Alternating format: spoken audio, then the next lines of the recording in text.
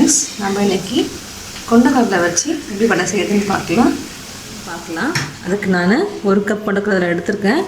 நீங்கள் ஈவினிங் செய்ய போகிறீங்கன்னா மார்னிங் ஊற வச்சுருங்க. ஒரு 8 hours ஊறினா உங்களுக்கு நல்லாயிருக்கும். மார்னிங் செய்ய போகிறீங்கன்னா நைட்டே ஊற வச்சுருங்க. அப்போ தான் உங்களுக்கு நல்லா ஊறி வரும். உங்களுக்கு நான் இந்த கொண்டக்கடலையை இப்போ நம்ம அரைச்சி எடுத்துக்கலாம். அதுக்கு நான் மிக்ஸி பவுலில் போட்டுக்கிறேன். அதோட 2 பச்சை மிளகாய் ஆட் பண்ணிக்கிறேன். காரத்துக்கு ஒரு துண்டு இஞ்சி போட்டுக்கலாம். கொஞ்சமாக சோம்பு போட்டுப்போம்.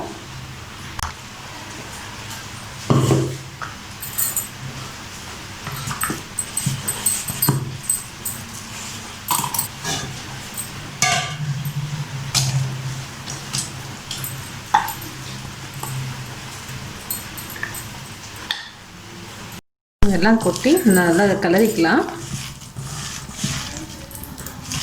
இந்த உடம்புக்கு நல்லதும் கூட உங்களுக்கு கொண்டக்கடலை. இது நீ வெள்ளை கடலையிலே செய்யலாம். ஆனால் வெள்ளையை விட உங்களுக்கு கருப்பு கடலை ரொம்ப நல்லது. அதுதான் நம்ம உருட்டி போட்டுக்கலாம். நம்ம உருட்டி சின்ன சின்னதாக தட்டிக்கலாம். மெலிசை தட்டிக்கலாம். அப்போ தான் உள்ளே நல்லா உங்களுக்கு வேகும். நம்ம கையில் தட்டி போட்டுக்கோங்க. மெலிசா சப்பையாக தட்டி வச்சுக்கலாம். எண்ணெய் காயட்டும், அதுக்கு தட்டி வச்சுக்கலாம்.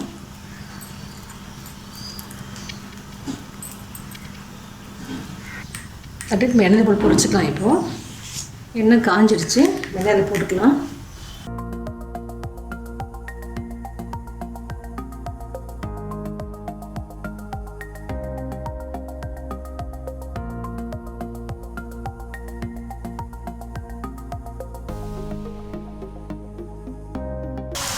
சிம்மில் வச்சுக்கோங்க ஓரளவுக்கு. அப்போ தான் உள்ள நல்லா வேகும். உங்களுக்கு ரொம்ப ஃபாஸ்ட்டாக வச்சு தான் கரைஞ்சி போயிட்டு போகுது.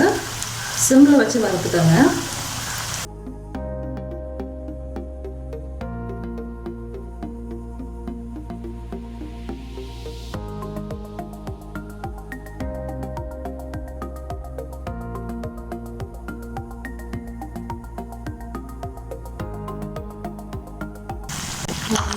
நல்லா ரோஸ்ட் ஆகிடுச்சு. நம்ம வடை நல்லா வெந்துடுச்சு. இதை எடுத்துடலாம். இப்போது இதில் வெந்திருக்கணுங்களா வடை, நம்மளுடைய கொண்டக்கடலை வடை ரெடி ஆகிடுச்சு. இது ரொம்ப ஈஸி தான், ரொம்ப ஹெல்த்தியும் கூட. இந்த குளிர் வர டைமில் ஈவினிங்கில் இதை செஞ்சு கொடுத்தீங்கன்னா நல்லாயிருக்கும். டீக்கு வச்சு சாப்பிட்றதுக்கு நல்லாயிருக்கும்.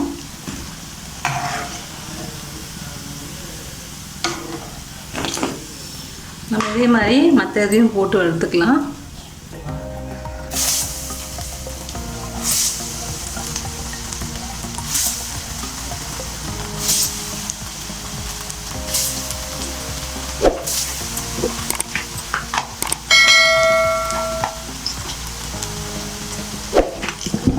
பாருங்க, நம்மளுடைய வடை ரெடி ஆகிடுச்சு. ரொம்ப சிம்பிளான ரெசிபி தான் இது. நீங்கள் செஞ்சு பாருங்கள். ஒரு கமெண்ட் சொல்லுங்கள். Thank you.